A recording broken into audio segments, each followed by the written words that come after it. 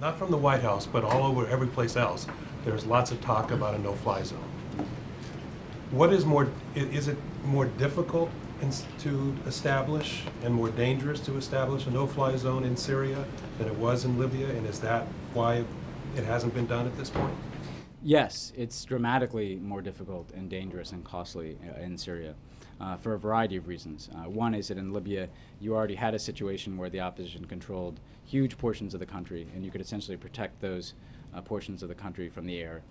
You did not have the same types of air defense system that exist within Syria. So in that regard, it's more difficult.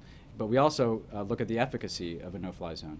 And frankly, in Syria, when you have a situation where regime forces are intermingled with opposition forces, they're fighting in some instances block by block in cities, that's not a problem you can solve from the air.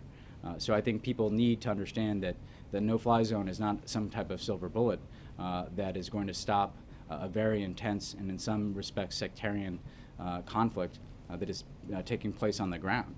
And so that's why we feel like the best course of action is try to strengthen a moderate opposition that can be able to represent the broader Syrian public.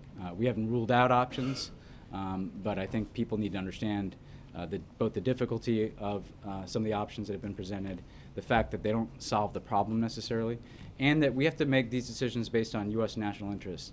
And we don't at this point believe that the U.S. has a national interest in pursuing a very intense, open-ended military engagement through a no-fly zone in Syria at this juncture. But again, we aren't ruling out contingencies, but we're weighing them in a very deliberate fashion.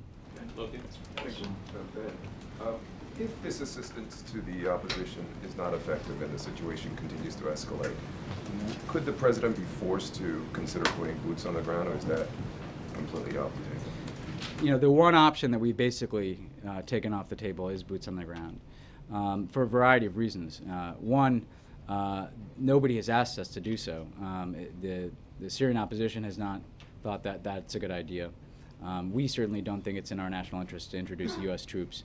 We need to be humble here about our ability to solve a problem like Syria, certainly on our own.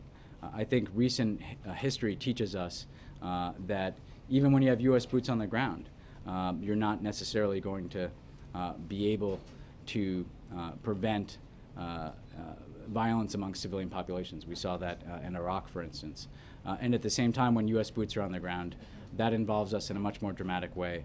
It has a way of making us the issue instead of the future of the country where we are. So that is one contingency that we're not entertaining at this point.